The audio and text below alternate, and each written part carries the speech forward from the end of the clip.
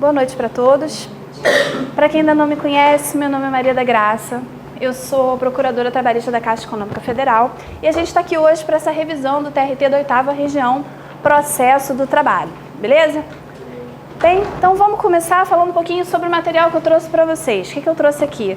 A gente só tem essa aula para fazer a revisão, então é óbvio que não vai dar tempo da gente ver todos os pontos da matéria, como seria legal da gente ver.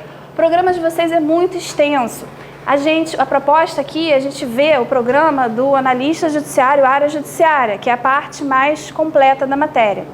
Lógico que a gente vai falar muito também das questões de técnico, até porque tem muita gente que faz para uma prova, acaba fazendo para outra também. Quem pode fazer o mais, pode também fazer o menos.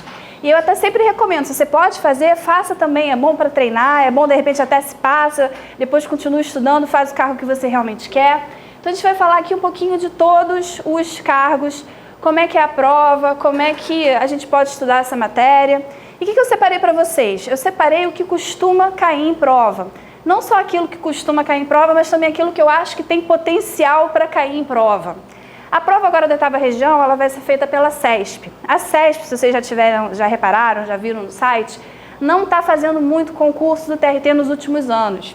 Ela teve muito concurso há uns anos atrás, 2010, 2011, 2012, até 2013 estava bombando para o TRT com a banca CESP. Depois parou, a FCC começou a dominar mais a região e ter mais concurso da banca da FCC. Então, eu trouxe para vocês algumas questões, procurei trazer muita coisa da CESP, mas também tive que trazer algumas da FCC, porque senão a gente ia ficar sem fechar um pouco a matéria. Mas procurei trazer a FCC que tinha cara de CESP. Quase todas são da CESP. Então, para fazer esse levantamento, para a gente trabalhar com as provas, vai ser um pouco mais difícil, porque a gente só tem prova mais antiga. Mas mesmo assim é sempre bom fazer. Inclusive a prova da 8ª Região, que foi a última que foi feita, também foi feita pela CESP. Então é um bom exercício para a gente fazer, lembrando sempre que as coisas mais novas têm uma chance maior de aparecer na prova. Então a gente vai falar aqui hoje, vai trabalhar sobre o que já caiu e o que tem potencial de cair. Vai ser uma aula rápida, então eu vou pedir para todo mundo para ficar focado, para a gente não se dispersar, porque eu quero trazer para vocês muito detalhe, muita coisa. Vou pular alguns pontos da matéria, aqueles pontos que não costumam cair, ou que não tem potencial para cair, e a gente vai focar naquilo que tem uma chance maior. Porque a gente sabe que vida de candidato é assim, a gente não tem muito tempo para perder, né? É impossível estudar o programa todo, ninguém consegue estudar o programa todo. Então, o que a gente tem que fazer? A gente tem que saber trabalhar um pouco com probabilidade, trabalhar um pouco com estatística e focar naquilo que tem uma chance maior de cair na prova, focar naquilo que já caiu nas provas anteriores, aquilo que tem cara de que pode aparecer. Tranquilo? Então, vamos começar. O primeiro ponto da matéria que a gente vai trabalhar hoje é aquele primeiro ponto que a gente tem em quase todos os editais. Vamos começar falando um pouquinho da Justiça do Trabalho. Organização e competência da Justiça do Trabalho. Esse é um ponto da matéria que sempre cai em prova, tanto para a banca da CESP como para a banca da FCC. Principalmente para as questões para o concurso de técnico, mas vem caindo também para concurso de analista. E geralmente essas questões são muito simples, é aquela questão que você não pode errar. Por quê? Porque elas são muito fáceis. Está tudo na própria Constituição, está tudo na própria CLT. Então vamos falar um pouquinho sobre a organização da Justiça do Trabalho. Como é que isso costuma cair em prova? Quais são os órgãos da Justiça do Trabalho? A questão geralmente é essa e é bem literal. Então, órgãos da Justiça do Trabalho. Onde que a gente vai encontrar isso? Nós temos dois dispositivos que tratam exatamente da mesma coisa. O 111 da Constituição e o 644 da CLT. Com redação muito parecida, mas um pouquinho diferente. Lá na Constituição a gente tem o quê? TST, TRTs, Tribunais Regionais de Trabalho e Juízes do Trabalho. No 644 da CLT a gente já vai encontrar o quê? Tribunal Superior do Trabalho, Tribunais Regionais do Trabalho e aquelas antigas juntas de conciliação e julgamento ou juízos de direito. Então apareceu na prova, qualquer uma dessas duas redações a gente pode considerar como correto. Qualquer coisa fora disso, qualquer outra coisa que apareça, que não seja isso que está aqui no artigo 111 da Constituição ou no 644 da CLT, não é considerado órgão da Justiça do Trabalho. Para a CESP, o que costuma aparecer? Todas as últimas provas da CESP, não só para a TRT, mas como provas em geral para outros para outros cargos, para outros concursos, tem trabalhado com a redação da Constituição. Essa tem sido a tendência e é isso que a gente tem visto por aí. Então, Tribunal Superior do Trabalho, Tribunais Regionais do Trabalho e Juízes do Trabalho. Se apareceu do 644, a gente também pode considerar correto, mas provavelmente vai aparecer o do 111 da Constituição. Outras questões que podem cair sobre a organização da Justiça do Trabalho. A questão da composição dos tribunais. Aqui também é tranquilo e é bom que vocês já estudam de uma vez só para 2 matérias, porque também pode cair em constitucional. Geralmente, prova de constitucional para a TRT costuma cobrar alguma dessas questões aqui, que trata das competências da composição do TST e composição dos Tribunais Regionais de Trabalho. Aqui também é bem fácil, é só a gente dar uma lidinha e decorar, porque como é que cai na prova? Mudando uma palavra, mudando um númerozinho. Então, aquela questão assim, bem chatinha, bem tipo o jogo dos 7 erros. Vamos descobrir aqui onde é que está diferente da Constituição. Então, são 2 artigos também que a gente não pode deixar de decorar, porque pode cair tanto para o processo de trabalho, como pode cair também para a Constitucional, e cai muito, principalmente para técnico, mas vem aparecendo também para analista. Então, composição do Tribunal Superior do Trabalho, composição dos Tribunais Regionais de Trabalho. Também tem importante sobre esse bloco da matéria o que? A questão do juiz de direito investido em jurisdição trabalhista. O que é o juiz de direito investido na jurisdição trabalhista? Previsto lá no artigo 112 da Constituição. A gente também tem muita questão falando sobre isso. O Brasil é muito grande, tem muito lugar aí pelo Brasil que você não vai ter uma vara do trabalho, não vai ter uma competência ali de uma vara do trabalho. Então, essas localidades que estão fora da jurisdição de uma vara do trabalho, como é que a gente vai resolver as reclamações trabalhistas? A gente vai pegar um juiz de direito, que não é um juiz do trabalho, é um juiz estadual, é um outro juiz que não fez concurso para juiz do trabalho, mas vai investir aquele juiz em jurisdição trabalhista. Então, aos nossos olhos, vai ser como se ele fosse, naquele momento, um juiz do trabalho. E ele vai fazer o quê? Ele vai julgar as reclamações trabalhistas, normalmente como se fosse um juiz de trabalho. Então, o juiz de direito investido em jurisdição trabalhista, ele também é como se fosse um juiz de trabalho. E o que a gente tem de importante aqui para falar desse juiz de direito? O que costuma aparecer em prova, que são aquelas questõezinhas que a gente erra mais sobre o juiz de direito? Ele é um juiz do Tribunal do Trabalho, da trabalhista? Não, ele é um juiz lá estadual. Se o juiz de direito investido em jurisdição da trabalhista dá uma sentença trabalhista, para onde vai aquele recurso? Para o TRT. Então, geralmente a pegadinha nas questões é o quê? Para onde vai o recurso? Outra questão também importante que a gente encontra em súmula. Se criarem uma vara do trabalho, não tinha vara do trabalho naquela localidade, mas depois eles criaram uma vara do trabalho naquela localidade. O que acontece? Cessa a jurisdição desse juiz de direito. Então, ele para e passa tudo para a vara do trabalho. Mas e se ele já tinha começado a julgar, se ele já tinha dado sentença naquele processo? Não interessa, vai tudo para a nova vara do trabalho. Então, o que a gente tem de importante aqui? Localidades que não estão compreendidas na jurisdição de vara do trabalho. Juiz de direito investido em jurisdição trabalhista. Recurso para o TRT. Isso é o mais importante, é o que tem aparecido mais em prova. E a súmula 10 que diz se criar a vara do trabalho, a jurisdição passa a ser dessa nova vara do trabalho. Até aqui tranquilo? Tudo bem? Então, vamos continuar. Outra questão importante também que vem aparecendo, aparecia mais no passado, era muita modinha cair isso em prova, de uns anos para cá não tem aparecido tanto. Questão da emenda constitucional 24 de 99. Por que essa emenda constitucional é importante para a gente do processo do trabalho? Porque foi ela que extinguiu os juízes classistas, que acabou com as juntas de conciliação e julgamento, transformou tudo em vara do trabalho. Então, emenda constitucional 24 de 99, para a gente é importante porque extinção do classista e criação da vara do trabalho. É por causa dessa emenda que a gente tem que ler a CLT, né, com muito cuidado, porque toda hora fala junta de conciliação e julgamento. Vale junta de conciliação e julgamento hoje em dia? A gente tem junta ainda? Não, desde 99 não tem. Então, a gente tem que ler. Onde lê junta, a gente hoje vai entender que é competência da vara. Tem que ficar sempre lendo a CLT com essas alterações. Por que minha CLT já não vem falando vara do trabalho? Tem umas até que vem, algumas editoras até colocam isso. Só que, tecnicamente, não teve alteração naquela redação daquele artigo. Então, a redação original continua sendo junta de conciliação e julgamento. Mas hoje a gente sabe que é vara do trabalho. Os juízes classistas, vocês lembram o que era? Tinha um representante dos empregados, outro representante dos empregadores, juiz-presidente, era uma cabeçada lá na hora da audiência, tinha 3 juízes. Então, isso tudo foi extinto em 99. O que aconteceu com os juízes que eram classistas naquela época? Classista, ele tinha um mandato provisório, ele ficava lá um período. Eles ficaram aqueles 2 anos, que ainda terminaram, cada um terminou o seu período de 2 anos, acabou o último classista, extinguiu todo mundo, acabou naturalmente. Não entrou novo. O mandato era temporário, foi acabando ali aos pouquinhos. Então, 2 anos depois dessa emenda constitucional, a gente já não encontrava mais classista na Justiça do Trabalho. Tranquilo? Então, o que a gente tem aqui de órgão? Essa parte toda é muito fácil, é só realmente a gente lembrar da redação da Constituição, lembrar da redação da CLT e não cair nessas pegadinhas bobas. Quais são as principais questões, os principais órgãos que eles colocam para tentar confundir a gente como se fosse órgão da Justiça do Trabalho ou não?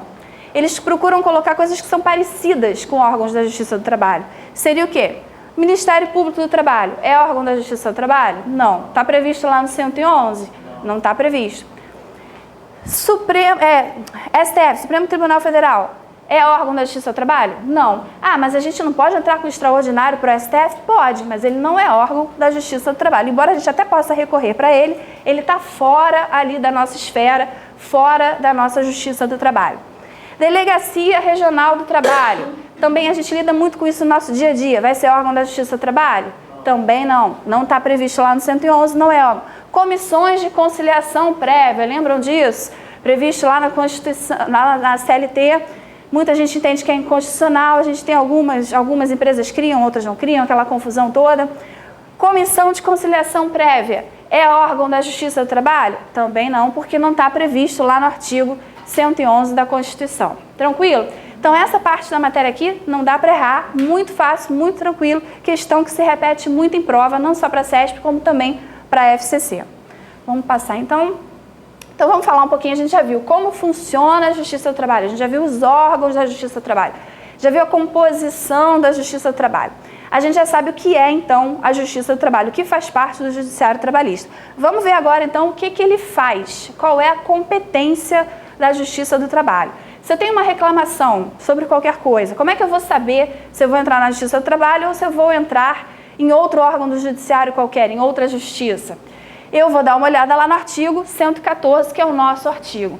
Esse artigo também é muito importante. Por quê? Porque ele cai muito em prova. E essas questões são muito fáceis também, porque geralmente elas são bem literais. É exatamente aquilo que está ali no artigo 114, que é cobrado em prova.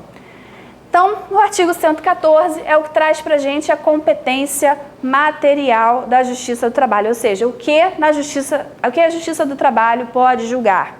Depois a gente vai ver a competência territorial da Justiça do Trabalho. O que é isso? Dentro da Justiça do Trabalho, sabendo o que é da Justiça do Trabalho, como é que eu vou escolher qual é a localidade onde eu vou ajuizar aquela minha reclamação trabalhista. Então, competência material da Justiça do Trabalho, artigo 114 da Constituição. O que diz o artigo 114? Ações oriundas da relação de trabalho abrangidos os entes de direito público externo e da administração pública direta e indireta da União, dos Estados, do Distrito Federal e dos municípios. Ou seja, ele não está excluindo ninguém dali. Direito público externo, um outro país pode ser parte da Justiça do Trabalho? Pode, não tem problema nenhum. A União, Estado, município, Distrito Federal, administração pública direta, indireta, todo esse pessoal pode ser parte na Justiça do Trabalho? Pode, está lá no artigo 114. Qualquer ação oriunda de relação do trabalho pode ser, qualquer uma dessas pessoas vai ser competência da Justiça do Trabalho. Essa competência, quando eu digo que a competência é uma competência material, o que eu estou querendo dizer com isso? Ela é uma competência do tipo absoluta. Nós temos competências que são absolutas e competências que são relativas. Por que essa classificação é importante para a gente? Porque dependendo do tipo de competência, você vai ter uma resposta diferente do judiciário. Competência absoluta pode ser declarada de ofício. Competência relativa tem que ser arguída por uma das partes. Competência absoluta não vai precluir. Competência relativa, Se a parte não alegar, precluiu e passa a valer aquilo que já está acontecendo por ali. Então, quando a gente trata do artigo 114, essa competência aqui vai ser uma competência do tipo absoluta. Principal questão aqui, relações de trabalho. Só relação de emprego? Não, qualquer tipo de relação de trabalho. E depois ele começa a tratar dos outros incisos de outras situações. Ações que envolvam o direito do exercício de greve, também não resta dúvida que agora na Justiça do Trabalho. Ações sobre representação sindical entre sindicatos e trabalhadores, entre sindicatos e empregadores, também competência da Justiça do Trabalho. Antes tinha uma discussão se essas ações, quando não envolvesse empregador, seria da Justiça do Trabalho ou não. Hoje não tem dúvida porque está lá no 114 da Constituição. Mandato de segurança, habeas corpus e habeas data, quando o ato questionado envolver matéria sujeita à sua jurisdição. Então, mandato de segurança, habeas corpus, habeas data, quando tem a ver com alguma relação de trabalho, quando tem alguma coisa aqui do artigo 114, também pode ser na Justiça do Trabalho, tem que ser na Justiça do Trabalho. O que eles costumam colocar aqui de principal ter pegadinha em prova de múltipla escolha?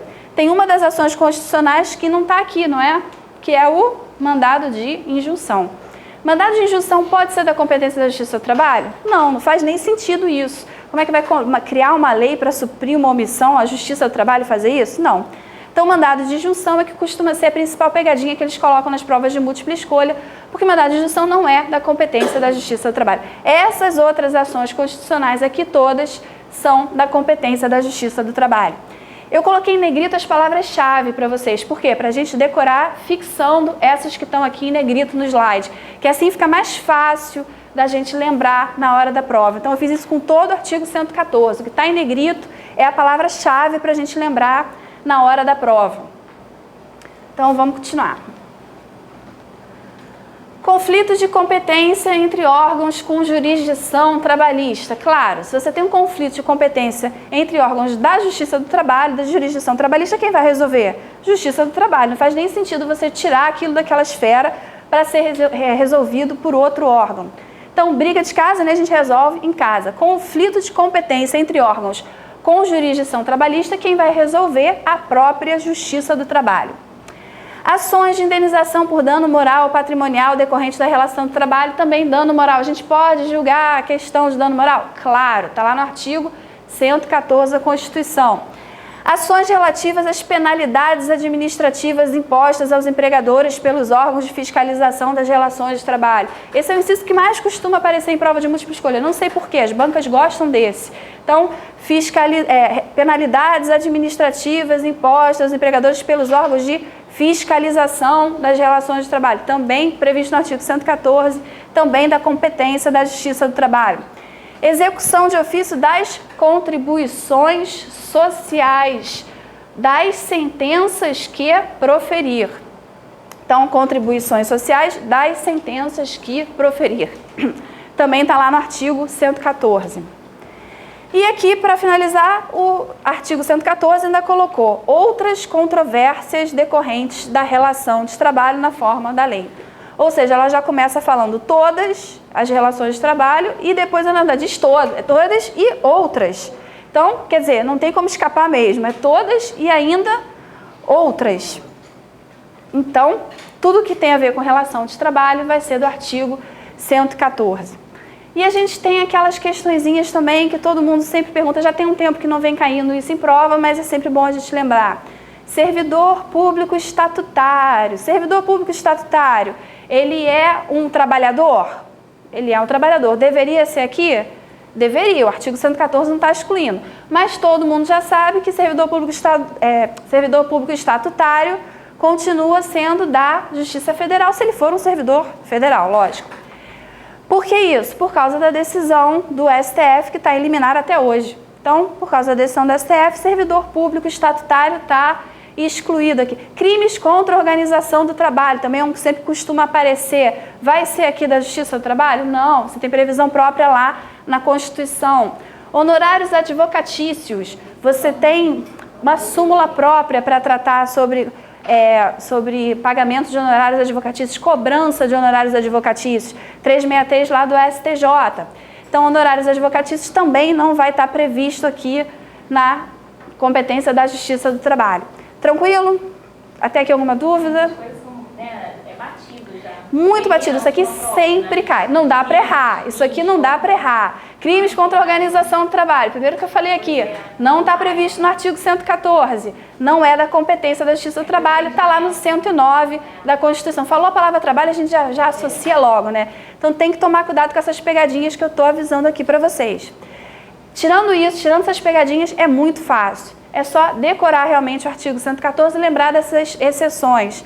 Crimes contra a organização do trabalho, cobrança de honorários advocatícios, que a gente tem a 363 lá do STJ, ação de acidentes de trabalho, aquelas ações acidentárias que o empregado entra contra o INSS, lembram das ações acidentárias? A gente também tem súmula 501 do STF, vai ser da Justiça Estadual, como está previsto lá.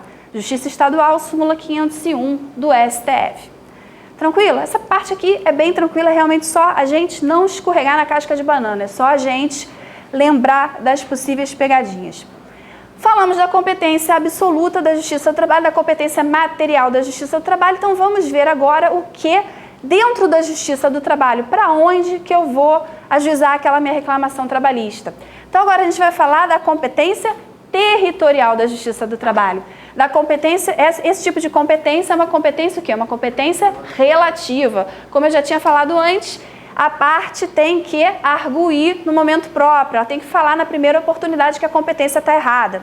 Se a parte não fala, o que acontece? Preclusão, ou seja, quando preclui, prorroga a competência daquela localidade onde foi ajuizada aquela ação. Então, muitas diferenças. Pode ser declarada de ofício? Não. Se não arguir no momento certo, o que acontece? Preclusão com prorrogação da competência. Então, vamos ver quais são as regrinhas. Aqui também, bem tranquilo. A regra geral é o quê? O último local da prestação de serviços. Então, como é que isso geralmente aparece na questão? Fulaninho foi contratado não sei onde, mora não sei onde, trabalhou não sei onde, foi transferido para não sei onde e no final foi demitido numa determinada localidade. Onde que vai ajuizar a reclamação trabalhista? O último local da prestação de serviços. Então, a questão tenta confundir a gente um pouco, dando vários dados ali que no fundo, não servem para nada. A gente só tem que olhar o quê? O último local da prestação de serviços. Passou por vários, o último local da prestação de serviços. Quais são as exceções, as regrinhas que a gente vai ter diferente disso um pouco? Primeira questão, empregado viajante, agente ou viajante comercial, que está logo no parágrafo 1º, tudo aqui vai estar nos parágrafos seguintes do próprio 651 da CLT. Como é que é a regra do viajante comercial, do empregado que é viajante? Qual vai ser a localidade que está prevista lá no artigo 651 da CLT? Filial que estiver subordinado. Então, no caso do viajante, a gente vai procurar a localidade da filial que estiver subordinado. E se não tiver, não havendo domicílio do empregado ou localidade mais próxima. Então, aqui também as questões, quando fala de viajante, elas são bem literais, elas nem contam muita historinha, não. A gente só tem que lembrar o quê? Filial que estiver subordinado, não havendo domicílio ou localidade mais próxima. Então, e a última aqui do parágrafo 3º, que é a que é um pouquinho mais complicadinha na doutrina. A gente não vai entrar aqui muito nesses detalhes porque não é o objetivo aqui da gente. A ideia aqui é o quê? É acertar a questão da prova. Então, o que a gente tem que saber para acertar a questão da prova? O parágrafo 3º diz o quê? Empregador que realiza atividades fora do lugar do contrato. Nessa hipótese, o empregado pode escolher lugar do contrato ou local da prestação de serviço. Então, ele abre aí uma opção, pode ser também no local da contratação. Como que isso aparece em prova? Geralmente a questão já dá uma dica, ela já coloca esse texto na própria questão, já coloca esse texto no próprio enunciado. Sabendo que o empregador realiza atividades fora do lugar do contrato, e aí você já sabe que está tratando disso, que o empregado vai ter essa opção. Se ela não coloca essa dica para a gente, não coloca expressamente para a gente isso, como é que eu vou saber que essa hipótese aqui do parágrafo 3º? Ela pode dizer a questão que é uma empresa que muda de lugar, como por exemplo um circo. Falou que é um circo, a gente já sabe que vai ser essa hipótese aqui do parágrafo 3º. E a questão sempre vai deixar claro que o empregador tem atividades tanto no local da contratação como nos demais lugares onde ele prestou serviço. A questão vai deixar claro que o empregado trabalhou no local da contratação e depois continuou junto com a empresa, trabalhando nos demais lugares. Só nessa hipótese é que ele vai ter essa opção de local da contratação ou o último local da prestação de serviços. Tranquilo? Essas são as regrinhas básicas, aquelas regrinhas que a gente não pode esquecer e vai ter que saber adaptar um pouco se vier alguma questão falando de muitas localidades. Tranquilo? Aqui também não dá para ter dúvida, né? Bem fácil. Conflito de competência, de vez em quando também aparece alguma questão tratando sobre conflito de competência. Bem fácil da gente lembrar isso. Quando que vai surgir um conflito de competência? Quando você tem mais de uma localidade aí, mais de um órgão entendendo que é competente para julgar, ou o mais comum, um entendendo que é o outro entendendo que é um, querendo empurrar aquela reclamação para outro lugar, e o outro também dizendo que não, tem que ser daquele primeiro lugar. Surgiu conflito de competência, conflito positivo, quando todo mundo quer julgar, ou conflito negativo, quando ninguém quer julgar, um só quer empurrar para o outro, que a gente vê muito mais na prática, né? Conflito negativo. Não é que não é lá, não, volta para cá. Então, geralmente ninguém quer trabalho, né? Então, um empurra para o outro, o negócio, alguém vai ter que decidir, porque não pode ficar a demanda sem ser julgada, né? Toda demanda tem que ser julgada. Então, como é que a gente vai decidir esse conflito? Como é que quem vai resolver? A gente tem umas regrinhas próprias aqui no artigo 808 e outras também na Constituição que vão dizer para a gente exatamente quem vai resolver e que tipo de conflito. Então vamos lá, varas da mesma região, hipótese mais fácil. Uma vara acha que é a outra, tem prevenção, não tem prevenção, um joga para o outro, não é isso, não é bem aquilo. Quem vai decidir? Tribunal Regional do Trabalho. As duas varas não são da mesma região, não são subordinadas ao mesmo tribunal? Então, a gente sobe um degrau lá na nossa escadinha e vai encontrar quem? Tribunal Regional do Trabalho. Então, entre varas da mesma região, Tribunal Regional do Trabalho. Vamos complicar um pouquinho mais. Entre tribunais regionais do trabalho, o tribunal de uma região acha que é o tribunal de outra região, o tribunal de outra região acha que é o da uma região. Então, o negócio fica assim, um empurrando para o outro. Ou varas sujeitas a tribunais diferentes. Vara daqui do Rio e uma vara lá de São Paulo. Quem vai resolver esse conflito? Pode ser o tribunal? Não, porque os tribunais são distintos. Então, o que a gente vai fazer? Vai subir mais um degrau e quem vai resolver esse conflito? TST. O mesmo artigo 808 traz para a gente quem vai resolver esse conflito. Entre vara do trabalho e juiz de direito não investido em jurisdição trabalhista.